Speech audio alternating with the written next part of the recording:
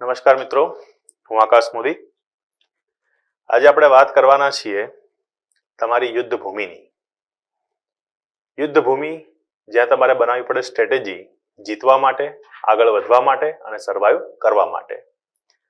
અને આજે આપણે જે યુદ્ધ ભૂમિની વાત કરવાના છીએ તે છે ઇન્ડિયન પોલિટી, એટલે કે ભારતીય રાજ્ય વ્યવસ્થા, બંધારણ, સામાજિક ન્યાય અને આંતરરાષ્ટ્રીય સંબંધો.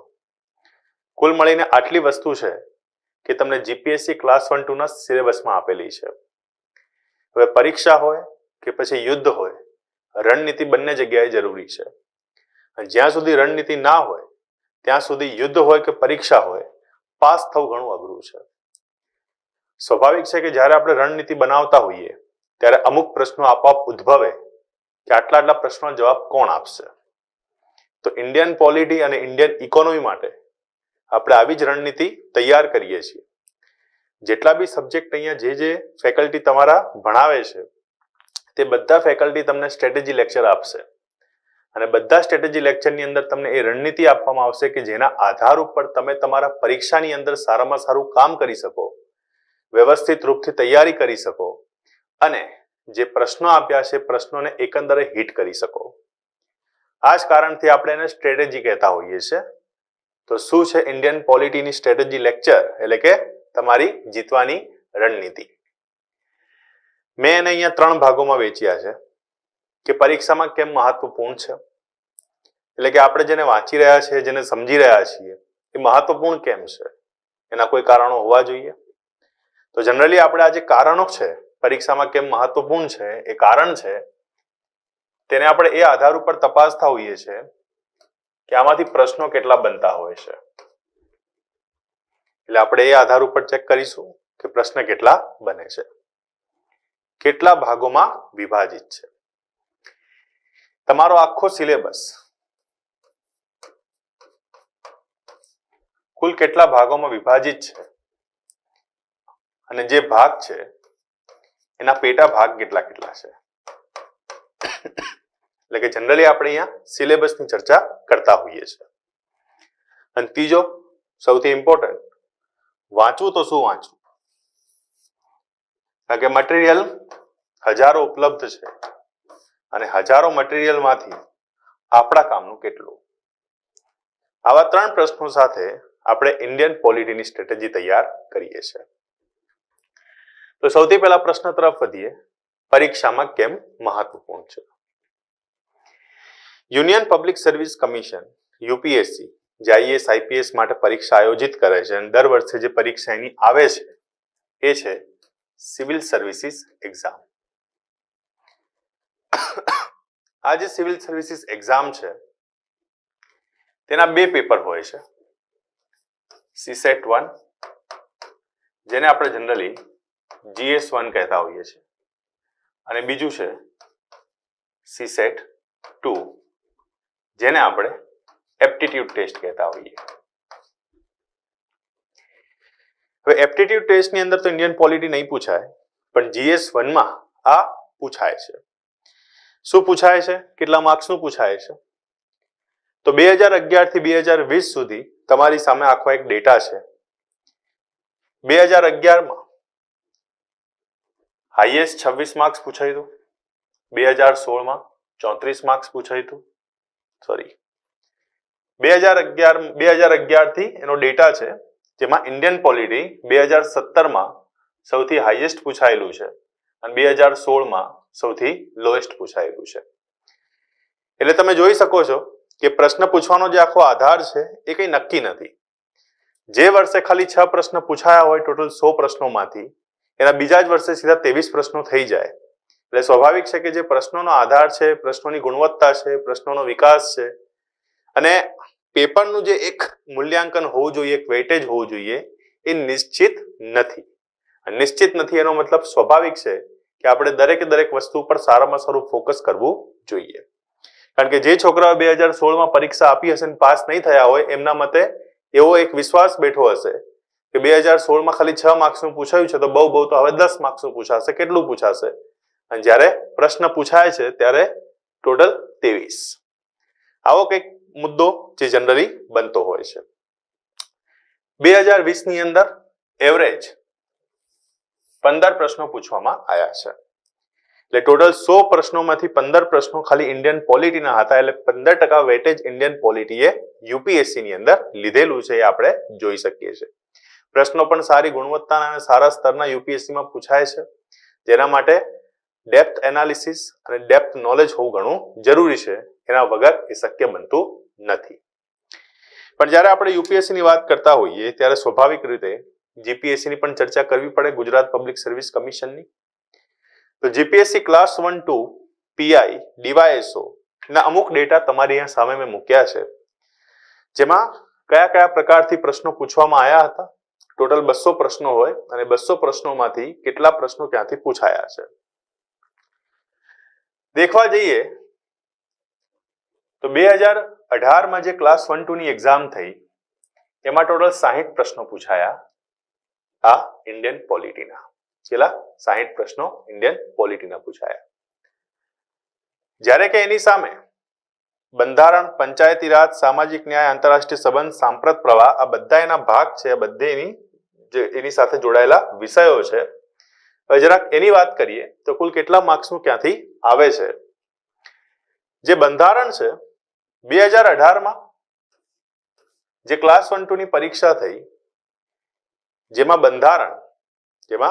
બંધારણ કુલ 47 માર્ક્સનું પૂછાય છે, 47 માર્ક્સનું પૂછાય છે. પંચાયતી રાજ 2 માર્ક્સ, સામાજિક ન્યાય 6 માર્ક્સ, આંતરરાષ્ટ્રીય સંબંધો 1 માર્ક્સ અને સાંપ્રત પ્રવાહ 4 માર્ક્સ. સાંપ્રત પ્રવાહ એટલે કરંટ અફેરની અહીંયા વાત થઈ રહી છે.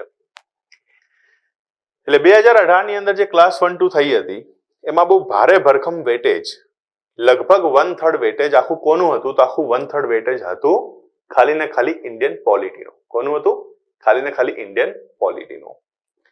એની સામે પીઆઈ 2019માં ટોટલ 43 માર્ક્સ, જેમાં બંધારણ 28 માર્ક્સ, પંચાયતી રાજ 4 માર્ક્સ, સામાજિક ન્યાય 5, આંતરરાષ્ટ્રીય સંબંધો 4 અને સાંપ્રત પ્રવાહ 2. એટલે તમે એવું સમજી શકો છો કે કરંટ અફેરમાંથી ઇન્ડિયન પોલિટીમાં બહુ ક્વેશ્ચન નથી આવતા, પણ બંધારણના ટ્રેડિશનલ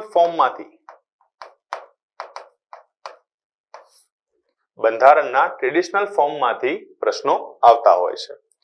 ટ્રેડિશનલ ફોર્મનો મતલબ એવો છે કે જે ચોપડીઓમાં લખાયેલું છે, જે સતત તમે વાંચી રહ્યા છો. રાષ્ટ્રપતિની ચૂંટણી કઈ રીતે થાય, રાષ્ટ્રપતિની પદમુક્તિ કઈ રીતે થાય, ફંડામેન્ટલ રાઇટ શું છે, ફંડામેન્ટલ રાઇટ ડીપીએસપીમાં ફરક શું છે, આ બધી વસ્તુઓ જે તમે સતત વાંચતા આવો છો, દેખતા આવો છો, એની જ અહીંયા વાત થઈ રહી છે કે આ ટ્રેડિશનલ ફોર્મ છે. પંચાયતી રાજ એક એવો વિષય છે જેને લઈને જનરલી છોકરાઓ અસમંજસમાં રહેતા હોય છે કે વાંચવું કે ના વાંચવું. પણ હું તમને કહું કે જો એનું વેટેજ 2 માર્ક્સનું હોય, 4 માર્ક્સનું હોય તો વાંચી જ લેવું જોઈએ. કારણ કે પરીક્ષાની અંદર જ્યારે કોઈ કેન્ડિડેટ ખાલી 0.25 ના માર્જિનથી રહી જતો હોય તો એને પૂછો કે 2 માર્ક્સનું મહત્વ કે 4 માર્ક્સનું મહત્વ કેટલું છે. એટલે એ કેસની અંદર બહુ જરૂરી છે.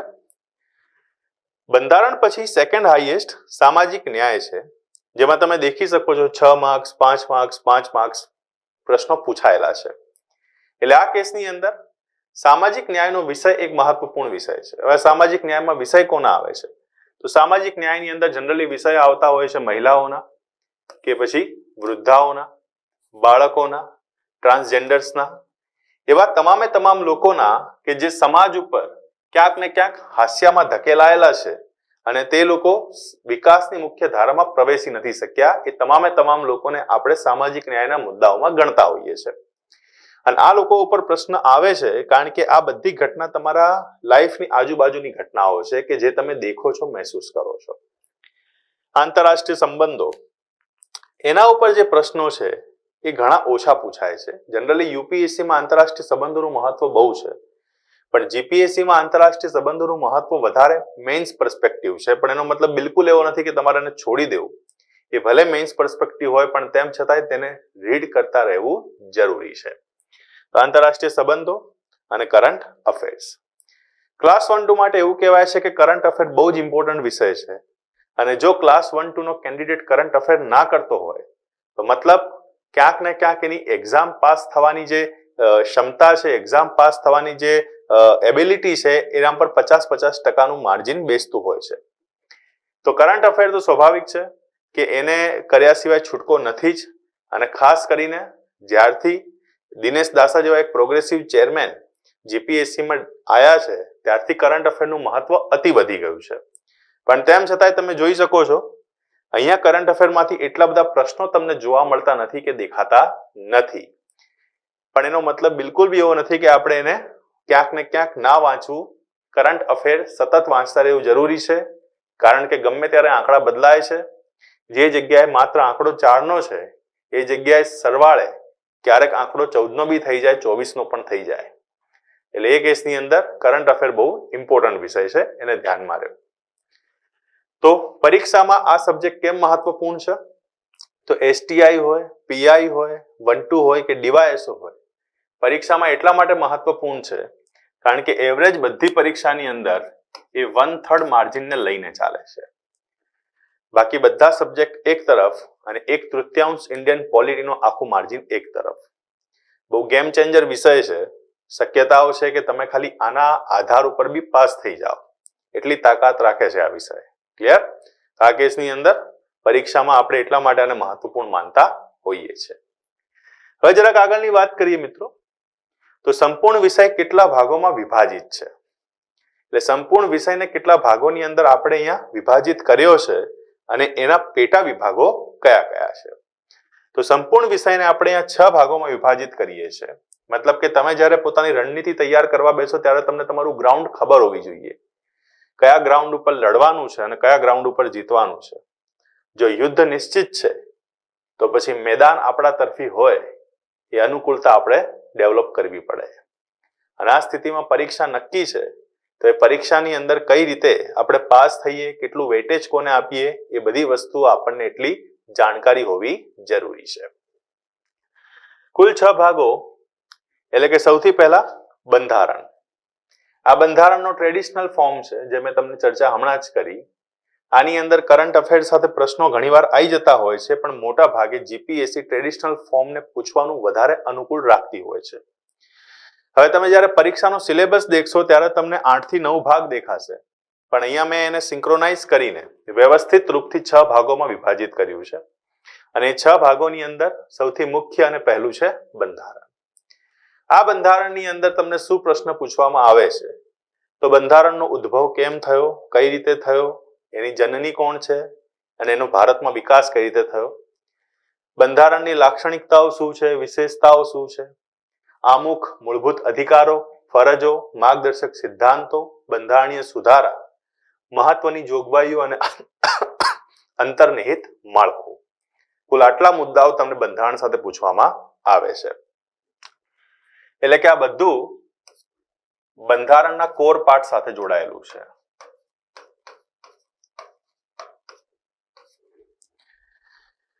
બંધારણનું આપણે કહીએ ને કે એક ફંડામેન્ટલ સ્ટ્રક્ચર હોય અને ફંડામેન્ટલ સ્ટ્રક્ચરના આધાર ઉપર બંધારણની અંદર બદલાવ બહુ જલ્દી ના થઈ શકે કે બંધારણની અંદર એ ફંડામેન્ટલ સ્ટ્રક્ચરને સંસદ બી ચેન્જ ના કરી શકે. કેશવાનંદ ભારતીના કેસમાં જોવા મળ્યું હતું. આ ટાઈપનો એક આ કોર પાર્ટ છે અને કોર પાર્ટને તમે જ્યાં સુધી નહીં સમજો ત્યાં સુધી તમે બંધારણની આત્માના ઉદ્દેશ્યોને નહીં સમજી શકો. બંધારણ નિર્માણ કરતાઓએ કઈ રીતે બંધારણનો વિકાસ કરવાનો વિચાર કર્યો હતો અને એને કયા આધાર ઉપર ડેવલપ કર્યું છે એ બધું તમારે અહીંયા સમજવું પડશે. આ ટોટલી અન્ડરસ્ટેન્ડિંગ પોઈન્ટ છે, ફેક્ચ્યુઅલ બેઝિસના કોઈ પોઈન્ટ નથી. એટલા જ માટે ક્લાસ 1-2 ની એક્ઝામ આખી અલગ છે.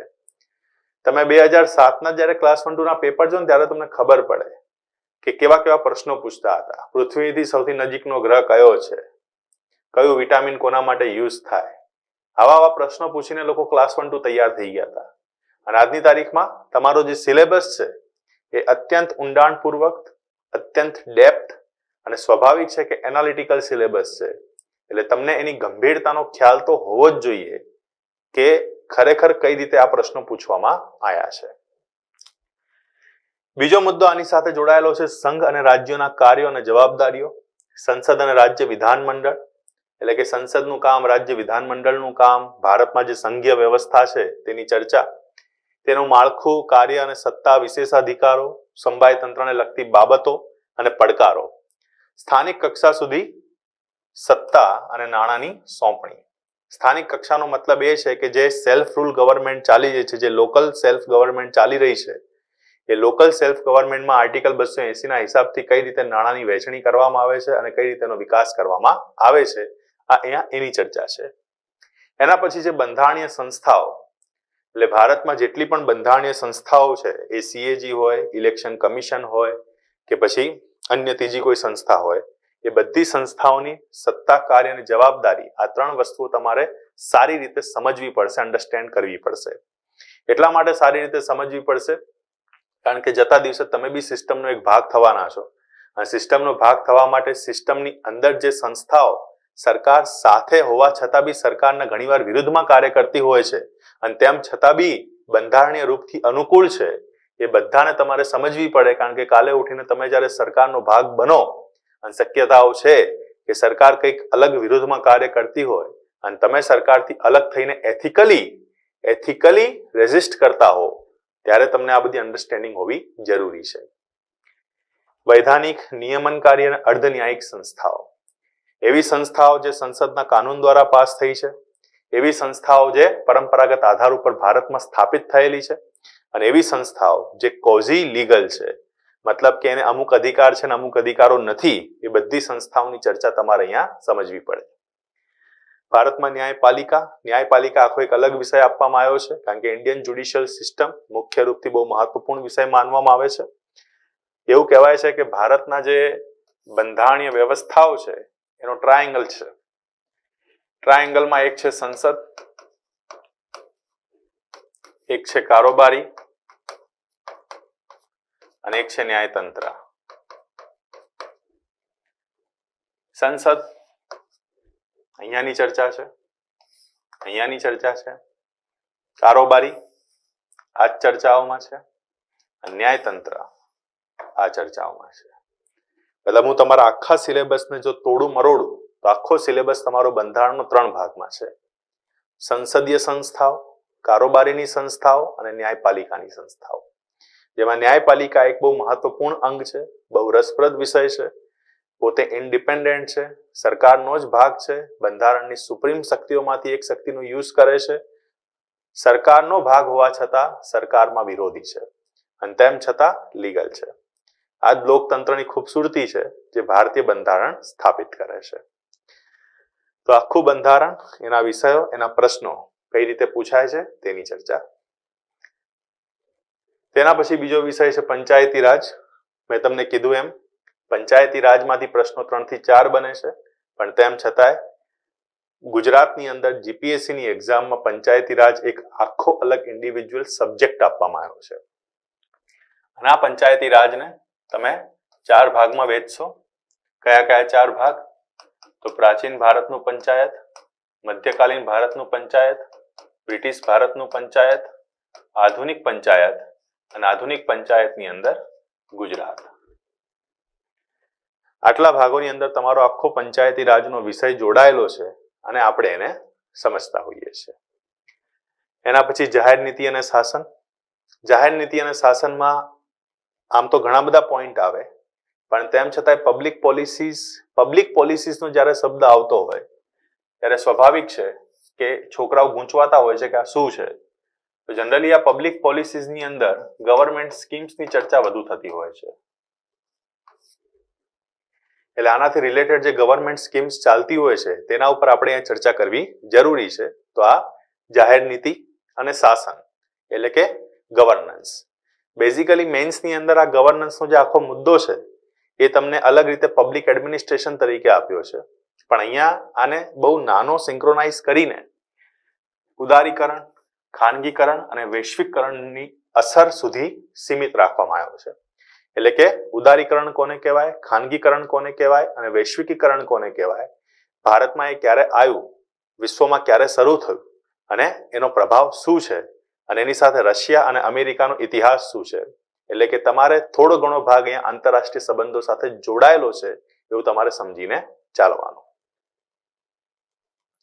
એનાથી પછી આગળ વાત કરીએ તો અધિકારોથી સંબંધિત મુદ્દા, સેકન્ડ હાઈએસ્ટ વેઇટેજ વાળો એક મુદ્દો છે, જેની અંદર માનવ અધિકાર, સ્ત્રીઓના અધિકાર, SC/ST ના અધિકાર, બાળકોના અધિકાર અને સમાજની અંદર એવા તમામ લોકોના અધિકાર જે સમાજમાં હાંસિયા ઉપર ધકેલાયેલા છે, ખાસ કરીને એવા લોકો કે જે લોકોની કોઈ વાત નથી સાંભળતું, વિકાસની મુખ્ય ધારામાં નથી, તેમને વિકાસની મુખ્ય ધારામાં લાવવાની વાત છે.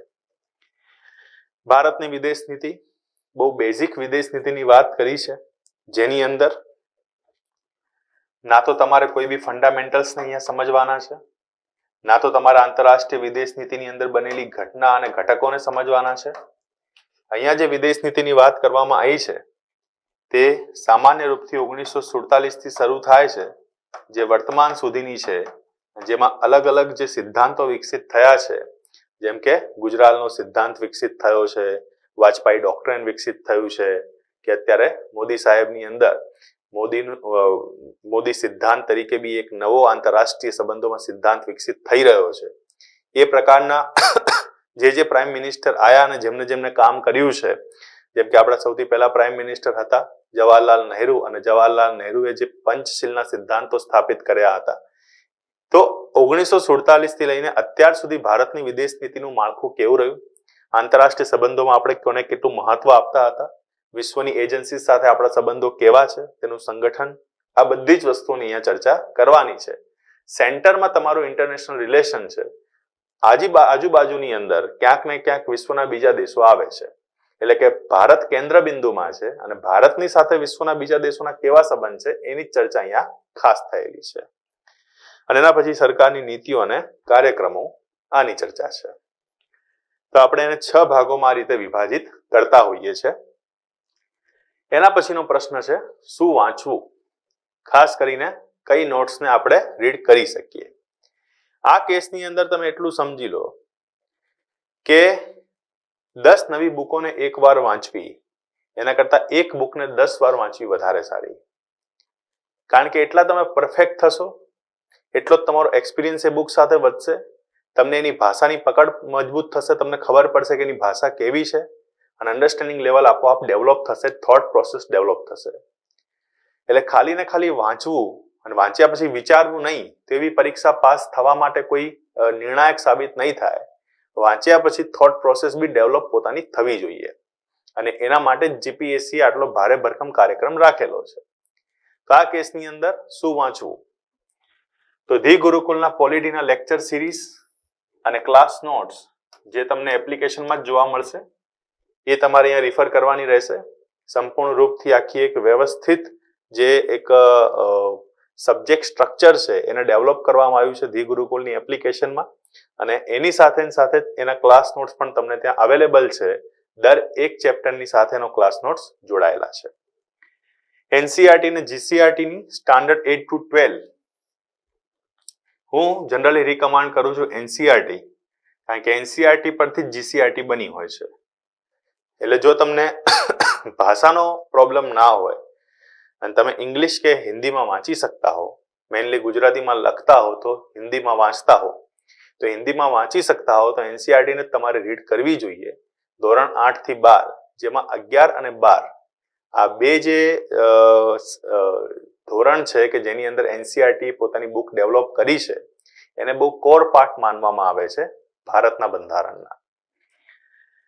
એમ લક્ષ્મીકાંત, જેને આપણે સમજતા હોઈએ છીએ, ગુજરાતની અંદર એમ લક્ષ્મીકાંત ઉપરથી જ ઘણી બધી પુસ્તકો ડેવલપ થઈ છે, અને એટલા માટે હું માનું છું કે એ બધી પુસ્તકોને રીડ કરવી એના કરતાં બેટર એ છે કે એમ લક્ષ્મીકાંતને રીડ સીધી કરવી યોગ્ય છે. ક્લાસ 1-2 માટે ઇનફ બી છે, કારણ કે ક્લાસ 1-2 ના એસ્પાયરન્ટ જનરલી યુપીએસસી ના એસ્પાયરન્ટ બી બનતા હોય છે. તો એમ લક્ષ્મીકાંત એ રીડ કરવી જોઈએ. બાકી પુસ્તકોને હું ખાસ અહીંયા જગ્યા નથી આપતો. અને ધી ગુરુકુલની ટોકેટિવ ઇન્ડિયા મેગેઝિન જે દર મહિને પ્રકાશિત થાય છે, અને ઇન્ડિયન પોલિટીના સંબંધમાં ઘણા બધા વિષયોને તેમાં આવરી લેવામાં આવે છે જે 1 મહિના દરમિયાન બન્યા હોય છે. ટેલિગ્રામ ચેનલ ઉપર જનરલી તમે અત્યાર સુધી રીડ કરતા આવ્યા હશો, તો the ગુરુકુલની talkative India monthly magazine એ પણ તમે રિફર કરી શકો છો સંપૂર્ણ સાંપ્રત પ્રવાહો માટે. તો આ રીતે આપણે આખી એક રણનીતિ તૈયાર કરીએ મિત્રો, એટલે સંપૂર્ણ રૂપથી તમે ક્યાંક ને ક્યાંક એક સ્ટ્રેટેજીના પોઈન્ટ ઉપર ક્લિયર થઈ જાઓ. શું વાંચવું, કઈ રીતે વાંચવું, કઈ રીતે કામ કરવું, એ બધા જ વિષયોનો અહીંયા સમાવેશ થતો હોય છે. તો પાછા મળીશું એક નવા વિષય સાથે. Thank you very much.